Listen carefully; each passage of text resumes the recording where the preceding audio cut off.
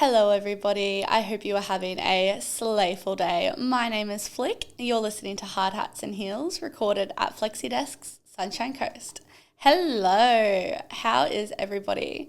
I am absolutely fabulous to be in your guys' ears. I'm so excited. So let's just jump straight into it because I'm so excited for this week's episode. We're just going to be chatting about career growth and leadership. The ins and outs, apprentices to leadership, what's the go?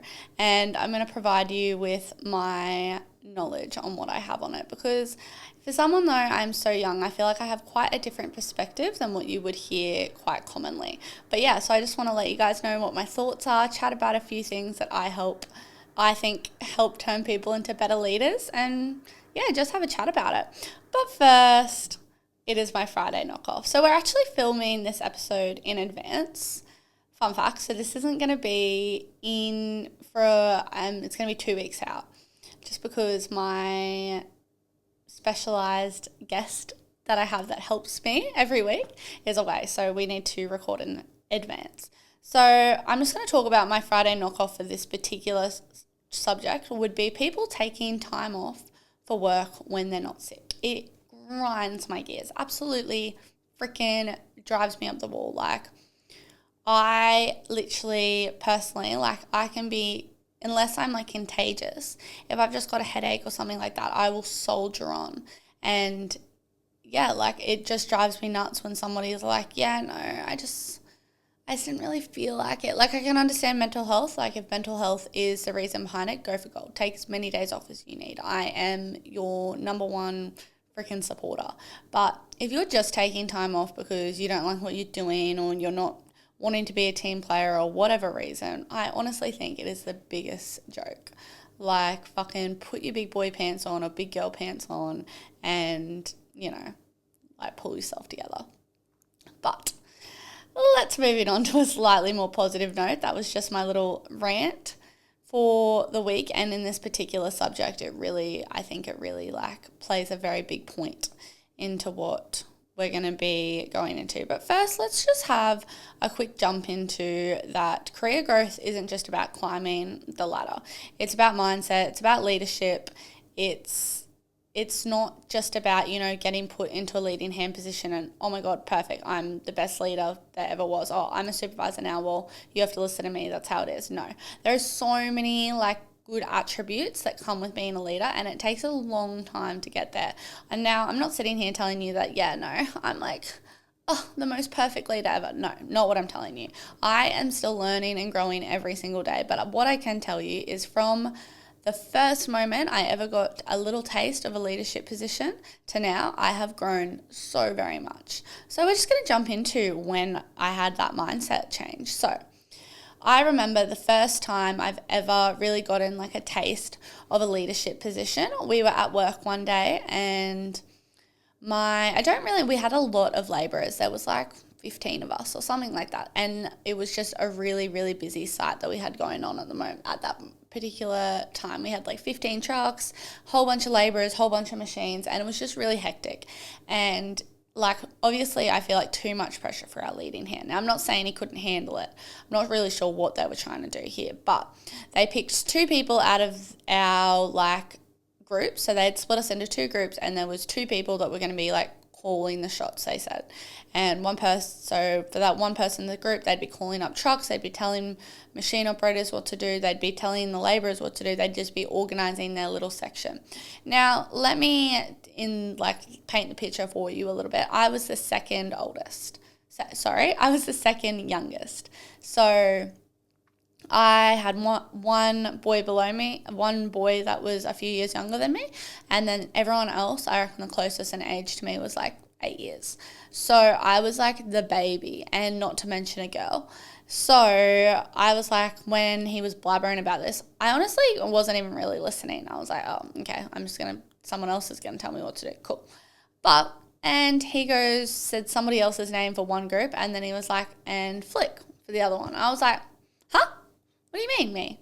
I was so confused because I was I don't know about this, but Anyways, I really was like, yeah, cool, we're going to try and do this really, really well. So I really, really was trying to do my best efforts and yeah, like try and put my best foot forward. However, when you're doing in a position like that, it's really, really hard not to let it go to your head.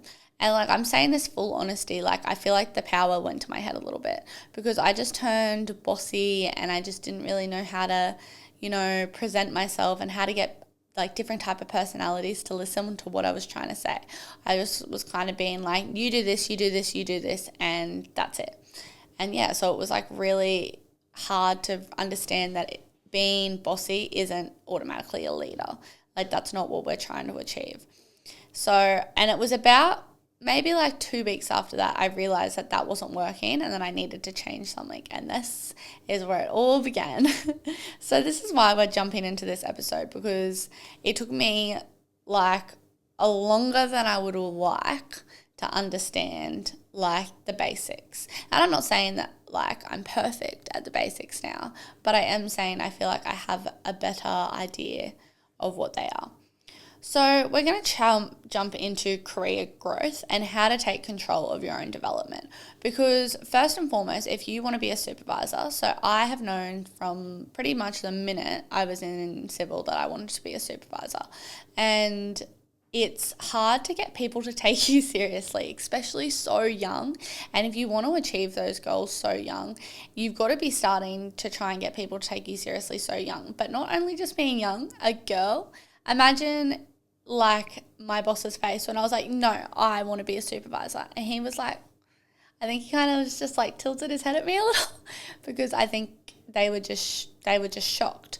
But I knew that's what I wanted to do. So it's when you've got to kind of take control of your own development. So set clear goals is my first piece of advice. So where do you want to be in 5 years? Set clear goals on where you want to be in 5 years, but not only that, but where you want to be in a year, where you want to be in 2 years, and so on. Because those smaller goals will help you hit those 5-year goals. So if you have a goal of where you want to be in 5 years, great, cool, perfect. How are you going to get there?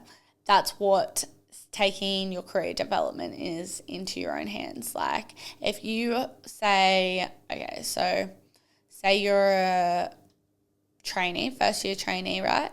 And you're like, cool, perfect. In 5 years, I want to be stepping into more of a leadership position, not like supervisor, but maybe a leading hand, a junior leading hand. How are you going to get there? What's your 5-year plan? So create a plan in your head, but we're going to break down some things that I think will help like push your vision along if this is what you're trying to achieve. If you're not trying to be a supervisor, this probably isn't going to be like super relevant to you, but there are so many like things in here that will help any person day-to-day life, I think. So we're going to chat on like getting comfortable with feedback, which I think is personally one of the hardest things to do. Constructive criticism is so hard to take. I remember when my bosses, leading hands, anyone used to give me constructive criticism, I was like, why do you hate me? I'm not even joking. Because it made me feel so like, whoa, I'm not doing a good job. But that's not what they're saying. Like constructive criticism is a good thing. It means giving you an opportunity to learn. It's giving you an opportunity to understand what's going on and everything like that. Like it's such like I really cannot like preface to you how important constructive criticism is. Because if you were never getting criticism, I can guarantee you it is not because you are perfect. It is because someone is afraid to give it to you. So you need to get good at handling it.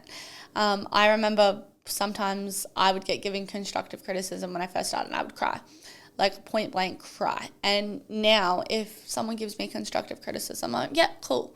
I'll really take that on board. And I really do try and take it on board. Like so much. You've kind of got to be like a sponge in the industry. So like if you're a sponge, right, you put you in an environment and you're just going to absorb. Now you can absorb everything, but you don't have to take everything in if that makes sense. So you can absorb everything, but you don't have to put everything into practice. But it's good to know different ways of doing things. Like, say you know how to lay a pipe, for example, so pipe layers. Say you know how to lay a pipe. Yep, my boss has taught me how to do this. I know how to lay a pipe. Perfect. You do know how to lay a pipe. You have another supervisor comes along and tries to tell you a different way of doing it.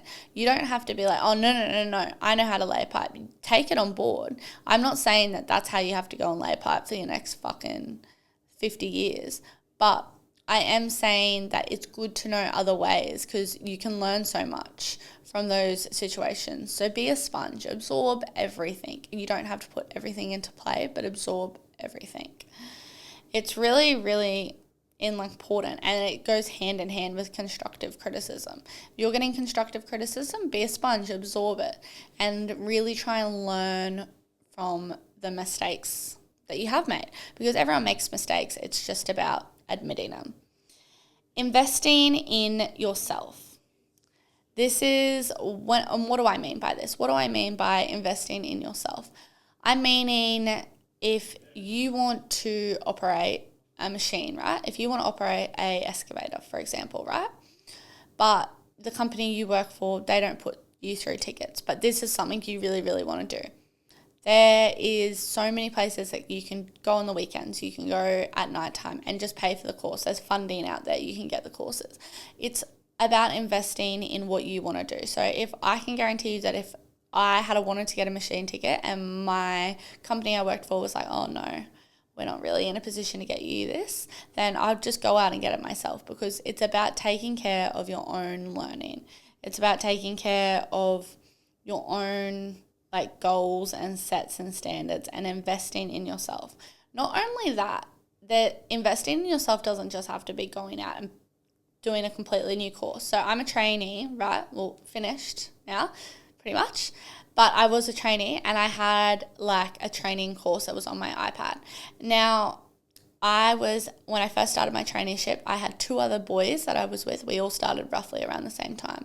And they were forever getting chased up on stuff they needed to bring in and assignments and stuff like that for our training modules. However, when it came to me, I always was perfect. It was ready, organized, yep, cool. And I was always getting signed off very, very quickly on the things I needed to be signed off on. But that's what I'm saying. If you're investing in yourself, you're taking care of your own learning, you're taking care of your own training and making sure that you're actually putting these things into play. And you're not just trying to find the answer to the question, you're actually reading through the module book that you're given. So many options for investing in your own learning. It's the same thing as reading a book. I really love self-help books. I literally just bought one today called The Let Them by Mel Robinson. And it's all just about investing in yourself. And I really do think that if you want to achieve your goals, you've got to be invested in yourself, because you can't just expect you to have these goals and then everybody else to just make it happen around you. You've really got to step up and be like, this is my goal. This is where I want to be in 5 years. How am I going to make it happen? Anyway, building a strong network. This kind of goes back to constructive criticism, but a strong network, in my opinion, is supervisors, leading hands, other tradesmen, other labourers that believe in you. People that really do see your potential and are wanting to invest in you. I am not actually too sure what his particular name is, but he basically takes care of all of the trainees at work, and he has always seen my potential and always made me really believe I can do anything I want. And when you have that strong network around you, it becomes easier to achieve your goals. It becomes almost oh, well, if they think I can do it, why can't I do it? So that's my biggest point on that, is building a strong network. And not only building a strong network that believes in you all the time, building a strong network that's going to pull you up on stuff. Be like, no, that's not how we do it, and you know that. You're better than that. Having people who will pull you up on things and know that you're better than that is so, so important to achieving your career goals. And I really do mean it. And then take any opportunity to learn. So if you're in a new environment, so say you're in a new crew or something like that, and they are doing something that you haven't done before, don't step back and be like, oh, I don't really know how to do this. Like, I'm going to kind of just watch everyone do this. No, step in and be like, oh, hey, like, I don't know how to do this, but I want to learn. Step in and be the first there with the tools. Like, you don't know everything, and I'm not saying you need to know everything, but having that willingness to learn will take you so far. If someone's doing something, you're like, oh, well, I don't know how to do this. Can I have a go? And letting someone teach you, like, it goes back to being a sponge, is that you want to learn in every situation that you can. It really gives you that opportunity to learn so much. And when I'm telling you that learning is the key to life. You will never stop learning. No matter what industry you're in, no matter what you do for work, nothing.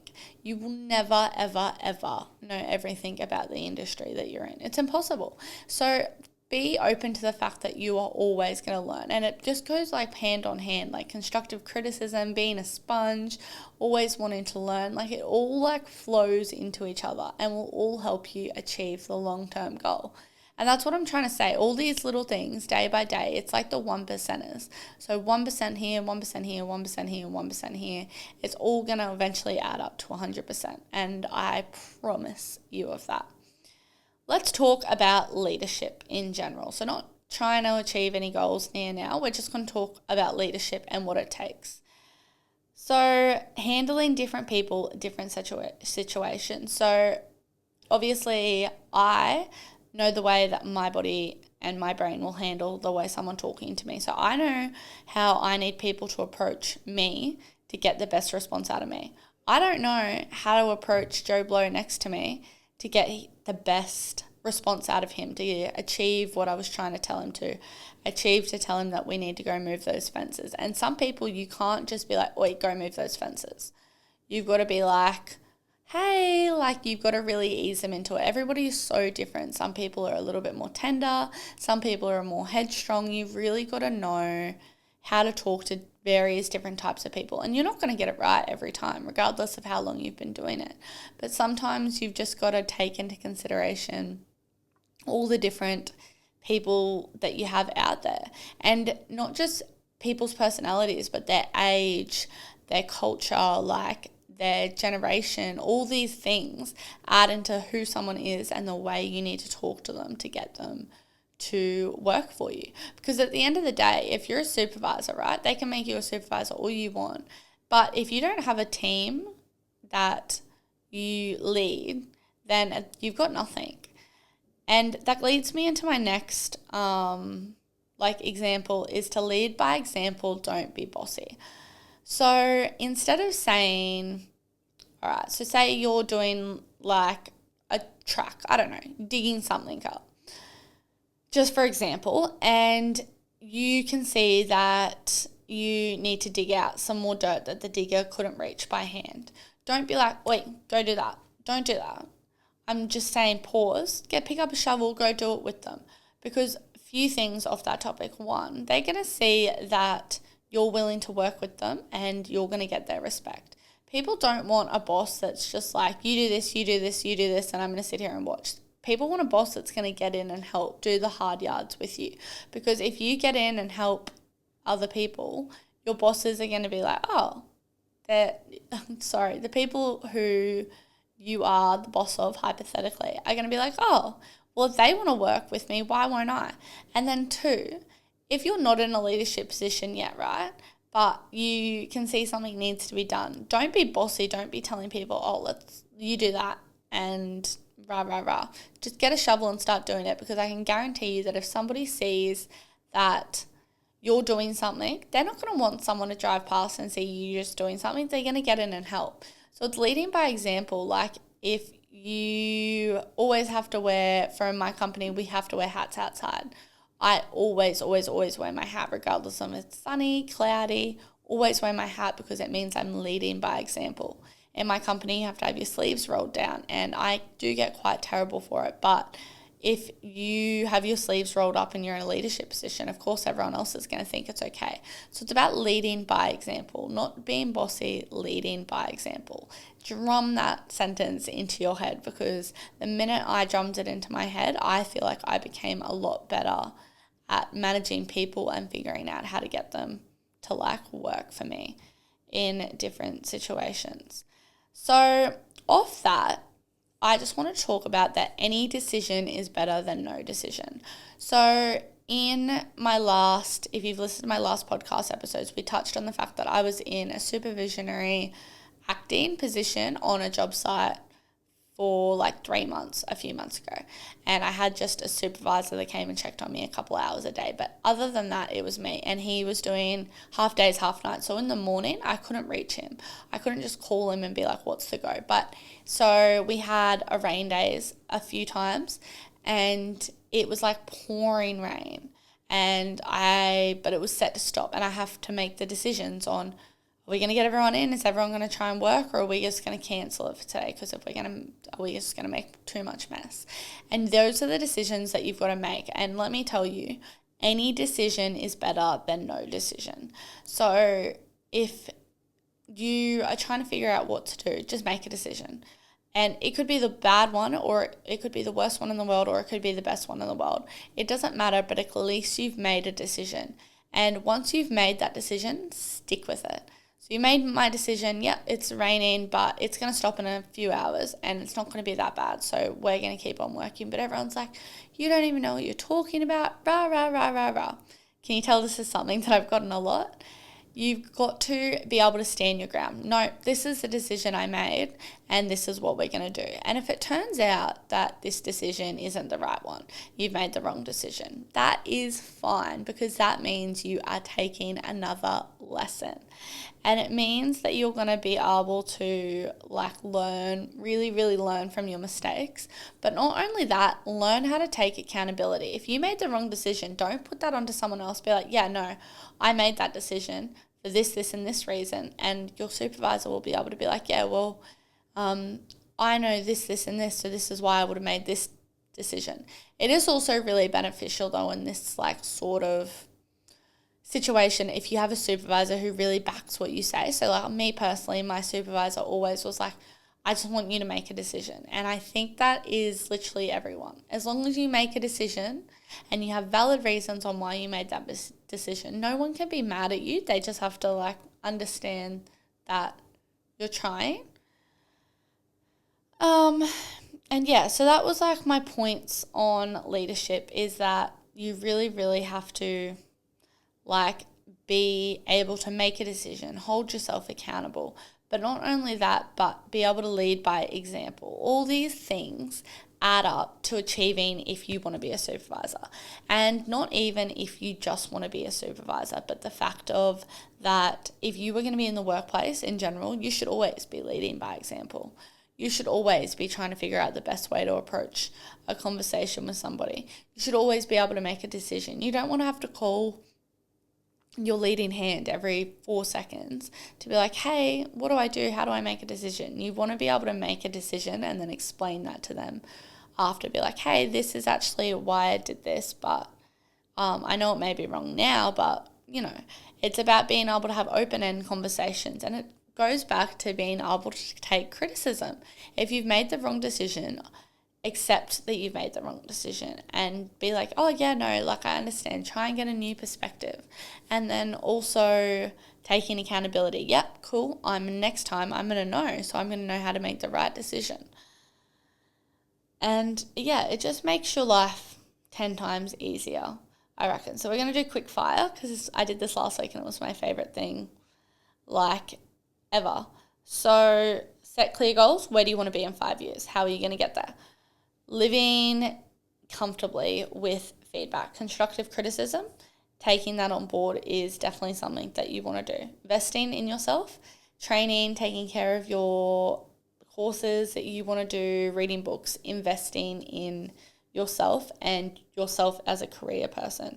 Building a strong network, having people around you who support you enough to like really, really want you to be better, and be a sponge. Take any opportunity to learn.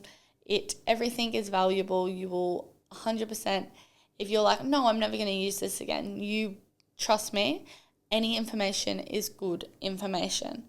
handling people differently. Every situation and people need to be handled differently. Some things need to be handled more delicately. Some people need to be handled like a little bit more fragilely, but it's all relevant, taking care when talking to people. And understanding every situation needs to be approached differently. They go hand in hand, but they really just are trying to have a lot of like common sense almost about trying to handle different situations. Lead by example, don't be bossy. And then you go into any decision is better than no decision. Learn from your mistakes and last but not least, hold yourself accountable. These things are all such little things that you can do every single day to achieve the 5-year goal. 1% every single day, 1% now, 1% tomorrow, 1% the next day, over and over and over and over again. It'll eventually add up to 100%. And once you're at 100%, you still have more to go. So like when I say they'll add up to 100%, yeah, they'll get you to your goal. But when you're at your goal, I don't want you to be like, cool, I reached my goal, now I don't have to do any of these things anymore. No, once you reach that goal, it is 10 times more important that you do all these things, because now you have the eyes on you making sure that you actually are doing this right. And if you got to a position acting a certain way, you don't want to go the minute and switch up the minute that you don't. If you know what I mean? The minute that you have that power, you don't want to switch up and become someone that doesn't act the same way. Sorry, that took a lot to get out. You don't want to get the position of power and then abuse it and not be the same person that you once were. Looking to the future to support a lifestyle that's going to help you achieve your goals. So for me personally, I want to be a supervisor. So if I want to be a supervisor, I'm 20, I'm not going to be having kids for like the next 5 years. But that's what I mean, is that if you really, really, really want these goals, there's going to be things that you're going to have to adjust and going to be things that you're going to have to sacrifice all around to get to these goals, because they don't just click, instantly happen. You've really, really got to, want them and work for them every day. But I really just want to encourage you to follow your own path. Follow what you want to do. Follow your goal. Make sure you're achieving it and set your own career path, because I felt 10 times better when I had my career goals and I knew what I wanted to do. And now it gives you something to work to, something to get up and go to work every day. And it's really just so, so, so valuable. But that is all for this week. I really hope you enjoyed it. And if you have any more questions, please, please, please don't be afraid to reach out. I love hearing from you guys. But I hope you guys enjoyed it so very much. And I will chat to you guys next week. Bye.